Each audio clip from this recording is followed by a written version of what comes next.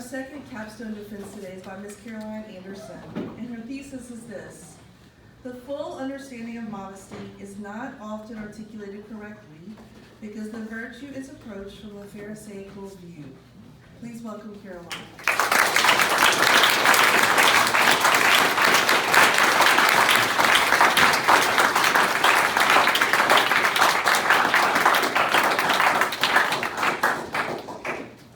Mary-like means modesty without compromise, like Mary, Christ's pure and spotless mother.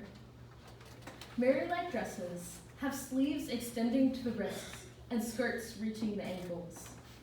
Mary-like dresses require full and loose coverage of the bodice, chest, shoulders, and back. The cutout about the neck must not exceed 2 fingers' breadth under the pit of the throat, and a similar breadth under the back of the neck. They conceal, rather than reveal, the figure of the wearer. This is a quote from Salve Maria Regina, the official bulletin of the Fatima Cell program. This outlines a rule book of what women should and shouldn't wear. Guidelines like these are common and bordering on the ridiculous. Most people boil modesty down to rule books like these. But modesty is a way of life, rather than just a way of dress. The full understanding of modesty is not often articulated correctly because it is approached with a Pharisaical view. To comprehend the full understanding of modesty, one must be aware of the whole person. It encompasses 4 areas: modesty of dress, modesty of action, modesty of speech, and modesty of the feelings. Before I explain these areas of modesty, it is necessary to understand what modesty is not. In his book, Men, Women, and the Mystery of Love, Edward Shree says that some discussions on modesty today tend to be negative and legalistic, rules about what women shouldn't wear, and lessons about how immodest dress leads men into lustful thoughts. This is a Pharisaical view of modesty. A Pharisaical view is when one only focuses on following the law exactly, without giving care to what it should mean in one's life. The Mary-like standards of modesty encourage women to dress in a way where they cover themselves, and they must cover themselves, instead of dressing in a way to highlight their dignity. Modesty is a very controversial topic today because it is approached with a Pharisaical view. It is seen as a rule book of what women should and shouldn't wear, rather than an expression of one's dignity. The Catechism of the Catholic Church says that modesty protects the intimate center of the person. It means refusing to unveil what should remain hidden. It guides how one looks at others and behaves towards them in conformity with the dignity of persons and their solidarity. Teaching modesty to children and adolescents means awakening in them respect for the human person. Just based on this quote from the Catechism, it is obvious that the Church teaches that modesty is more than just a rule book. Furthermore, clothing differs from culture to culture.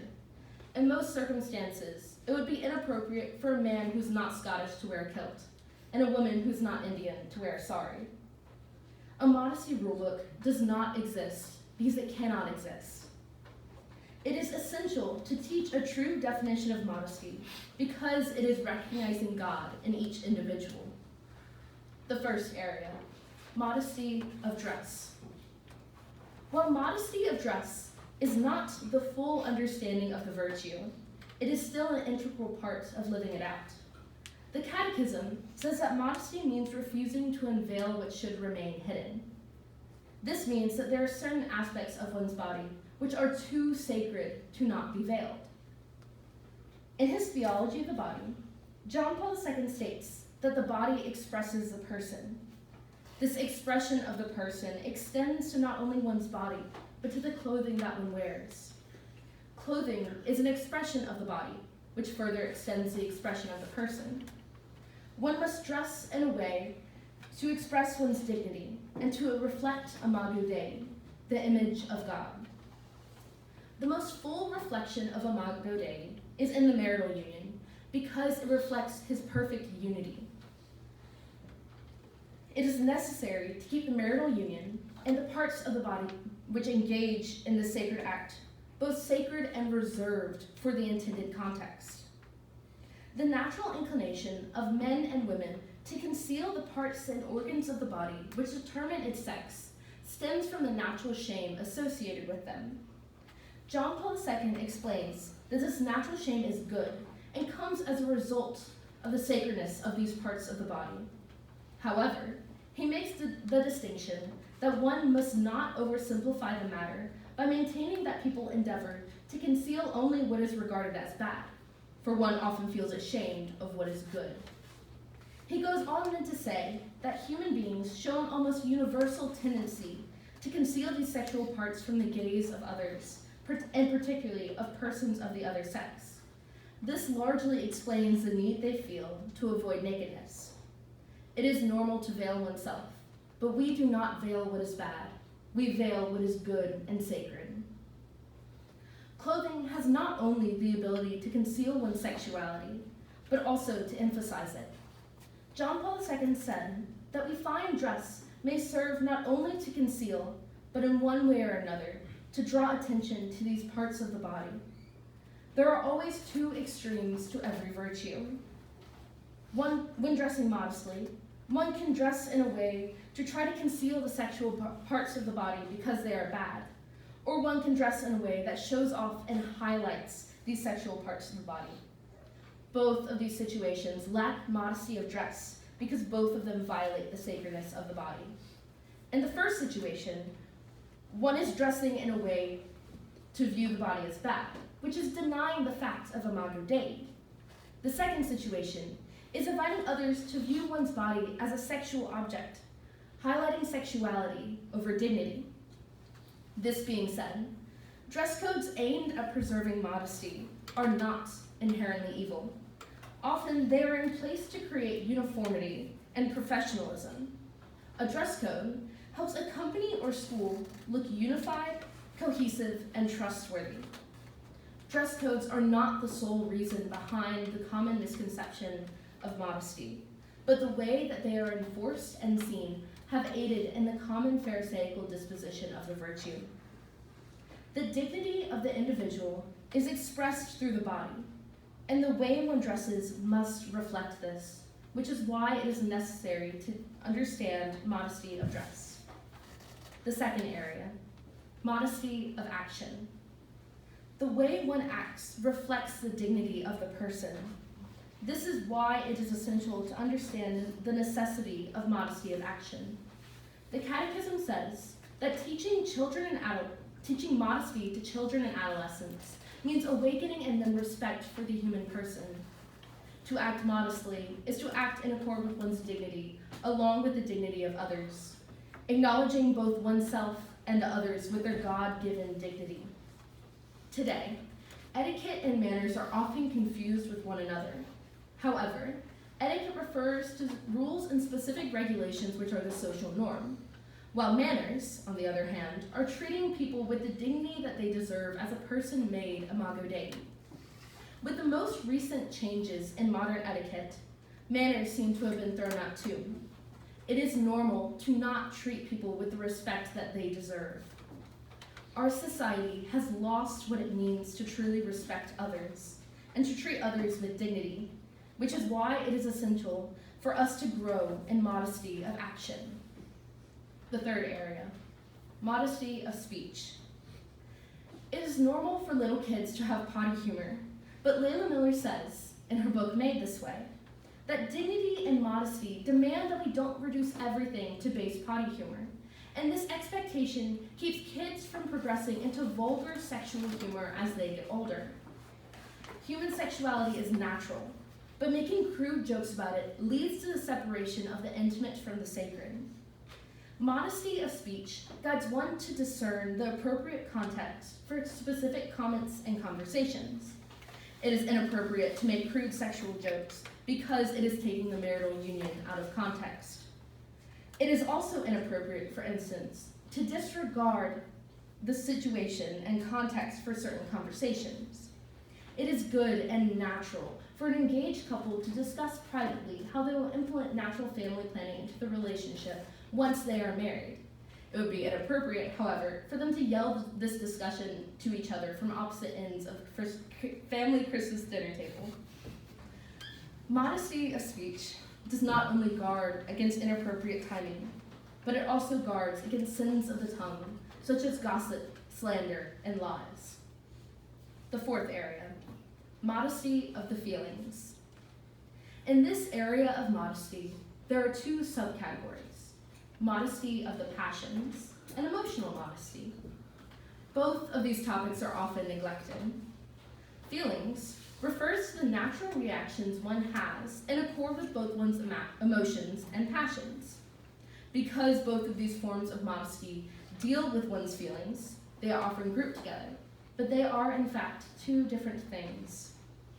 Modesty of the passions protests against the voyeuristic explorations of the human body in certain advertisements, or the solicitation of certain media that go too far in the exhibition of intimate things. Modesty of the passions is refusing to objectify oneself and others in one's mind. A common problem in our society is that modesty of the passions is neglected. This can be seen in the sexualization of everything. From advertising a shirt as sexy to a dentist being known for making sexy teeth. These advertisements encourage people to view themselves only for their sexual value, which leads to a loss of being able to see the dignity of the individual person. Emotional modesty refers to the emotional boundaries which are in place in any relationship. These boundaries can take many different forms, such as not telling the other everything in one's life, and being careful not to exclude others in your friendship. These boundaries are needed in all relationships. It is just as important to have boundaries in one's same-sex friendships as in opposite-sex relationships. This is because one is not able to share his heart with everyone that he meets, but must be selective of the few with whom he is to share it with. These emotional boundaries will vary from person to person. A married woman will have very different boundaries than a single man. Because emotional modesty requires a bit of discernment, it is necessary to grow in the virtue of prudence so that one can see where his boundaries lie. Emotional modesty refuses to reveal the intimate center of one's heart, and it keeps what must remain hidden veiled. Both modesty of the passions and emotional modesty help to control the way one reacts to one's passions and emotions. The church does not expect us to come to modesty on our own, so she has given us many examples, the primary of which is a source and summit of our faith, the Eucharist. The Eucharist is a perfect example of modesty because it shows us God while still concealing the mystery and secret of him. The Eucharist reveals God's intimate, longing love for us while still shrouding his appearance. He is hidden in the forms of bread and wine, taking the most unassuming form as an example of his humility. He refuses to unveil what should remain hidden, protecting his intimate center while still revealing God to us. The Mary-like standards of modesty that I referenced at the beginning of my speech claimed to be modesty without compromise, but they had one fatal flaw. They compromised the full understanding of modesty by providing a rulebook for all people to follow. The full understanding of modesty truly is modesty without compromise, modesty that encompasses the whole person. Thank you.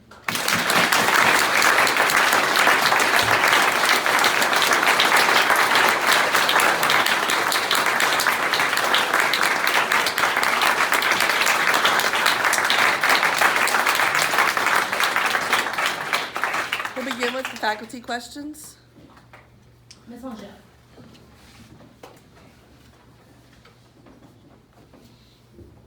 Thank you for your presentation. So in my own life, I noticed that when I am not practicing even just one, or practicing well at least, even just one of these elements of modesty, the rest begin to slip. So when I'm not emotionally modest, maybe my, you said it's passion, modesty of passion might drop question is, within your own research and over the months of you working on your capstone, in your own experiences, where did you see that when one of these might drop, the rest drop, or where should I or your peers start practicing first? Where do we go first, where the rest may be able to grow? Thank you for your question. I would say that the easiest one to practice would be modesty of dress, because it is the most practical, and that's the best place to start, because just by having an exterior disposition of modesty can lead to the other interior dispositions. Mr. Baker. Thank you, Caroline. I'm thinking, or you made mention that in the context of dress, modesty oftentimes is culturally dependent. And I'm thinking specifically in the context of, say, like evangelization, because I know a number of young people go off and do missions in various places. Do the other three aspects of modesty also have a cultural dynamic? Thank you for your question. I would say yes, they probably would have a cultural dynamic. I did not come across anything specific in my research that said that, but since the outward disposition can be a different cultural thing, then the inward disposition definitely can. I don't know what it would look like because I have never experienced those cultures, but I'm sure that it definitely differs. Mr. Alvarado.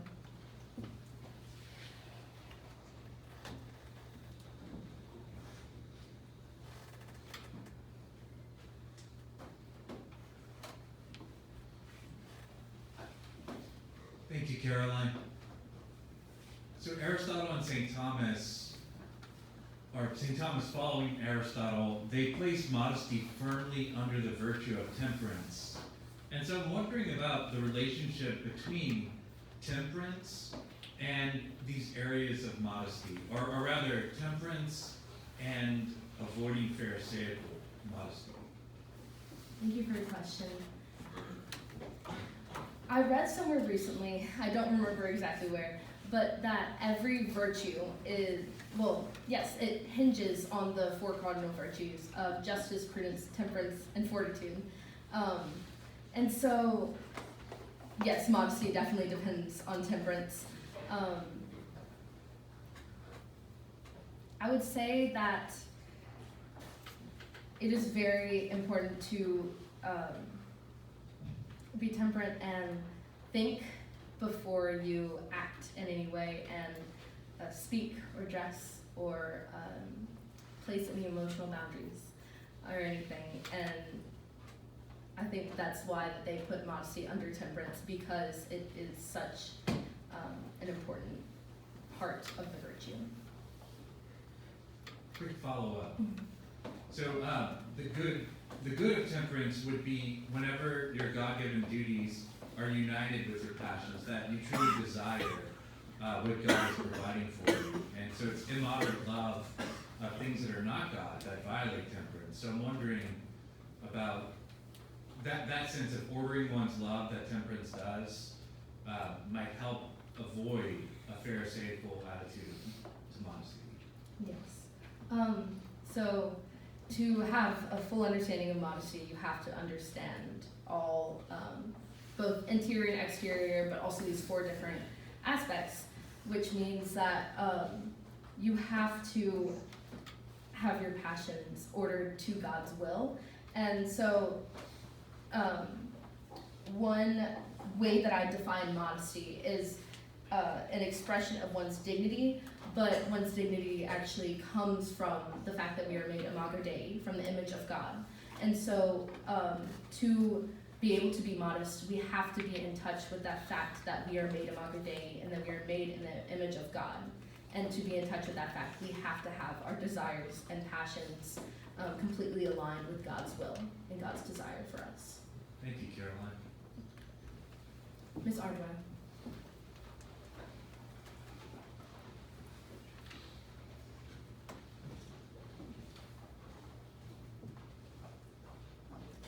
Hi, Caroline. Thank you for your time and your presentation. mentioned interior and exterior modesty in your presentation. So I'm curious, as a young woman who's given proper thought to this topic, interiorly, like what would be a question or that you could maybe suggest to the women in the audience as like maybe an examination of conscience as they're getting dressed and ready to go to the movies with their friends or whatever, like to cultivate that interior disposition of modesty. Do you have any thoughts on that? Yes, thank you for your question. So in my research, I came across a lot of different like blog posts about modesty. Those are very much so in abundance. But the main one that I found kept on asking the question, like it was a repeated theme through all of them, like, do I see my body or do I see me? And, but that also, I think you need to ask a third question, do I see the clothes? And so whichever question that you answer yes to, you should be answering, do I see me? Like the yes to that. That is what it means to be modest, to dress modestly and to act modestly. Because if you answer yes to the other two, that means that you're putting either an emphasis on your body or an emphasis on the clothing which you are wearing, which goes directly against the virtue. Right. If I could a quick follow-up too. If you're like someone in the audience who maybe you're in the position where you haven't quite grown spiritually enough yet to like really desire modesty, but you're in a position where like you desire modesty, what advice would you give to that student? I would say just continue to increase your prayer life, because any kind of discernment is just spending more and more time in prayer.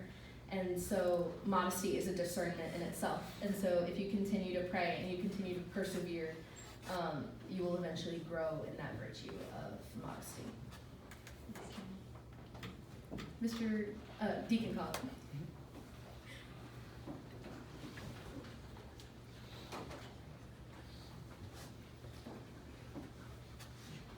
Thank you, Caroline. In your research and reflecting on this, what would you say are the sources of a Pharisaical attitude towards modesty, I guess, in the United States Catholic culture? I would say that the source, well, thank you for your question. The source of the Pharisaical disposition, I'm pretty sure came as a response to like the sexual revolution. And so it saw where our society was moving, and decided that that wasn't okay. And yes, it's not the sexual revolution was not a good thing, but they rebounded and went in the other direction and was like, oh, this means that we must be super careful of these hemlines and necklines. And so it started to have a different, started to have an impact on what modesty really means. And a quote from the Bible that's often taken out of context is 1 Timothy chapter 2, verses 8 through 10, is that I desire than that in every place that men should pray, lifting holy hands without anger or quarreling. Also, that women should adorn themselves modestly and sensibly in seeming apparel, not with braided hair or gold or pearls or costly attire, but by good deeds, as befits women who profess religion. And so that quote is actually talking to women who are going to the liturgy and they're overdressing to where the attention will be drawn to them.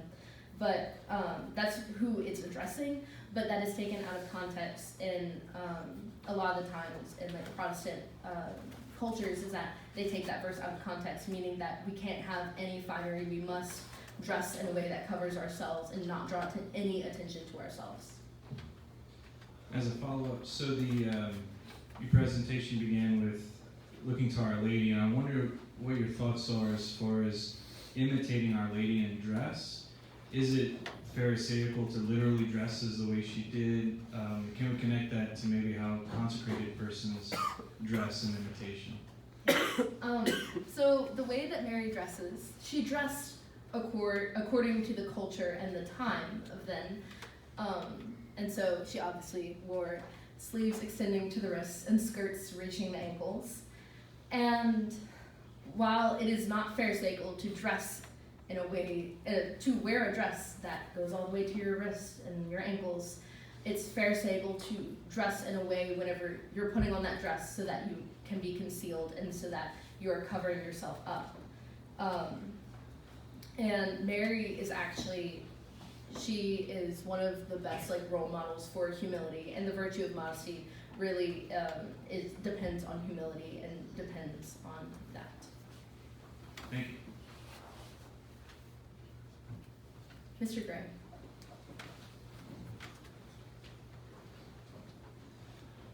I'm glad you mentioned humility a moment ago. Thank you for that.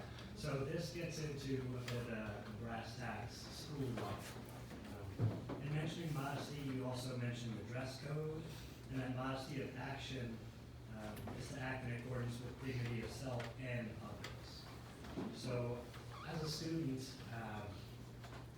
what advice would you give me if I have a tendency to attempt to not wear my belt and then cover that up, or wear multiple bracelets or a necklace perhaps that's against the dress code? How can I frame that in terms of modesty? Thank you for your question. Like I mentioned earlier, modesty is very dependent on humility, which means all the virtues are connected, and so that means that obedience is a part of modesty too. And so students who tend to break the dress code, I would say try to follow the dress code to grow in the virtue of modesty, but also to respect your teachers and those who are enforcing the dress code. Thank you. Are there any senior questions? Mary Kate.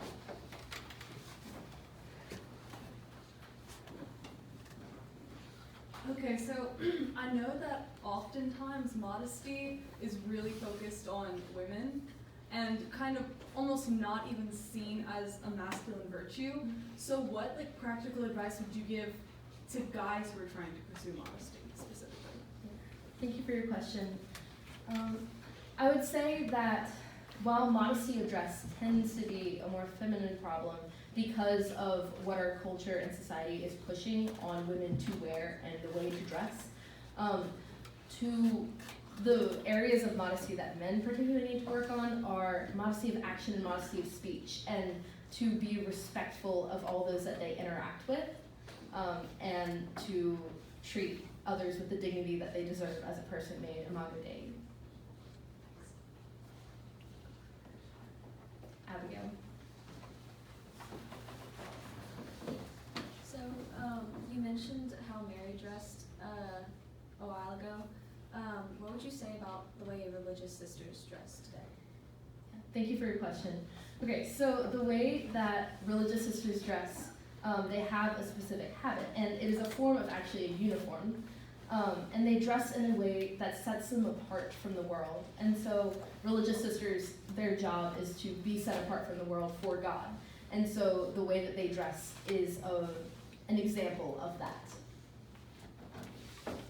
Thank you, Caroline.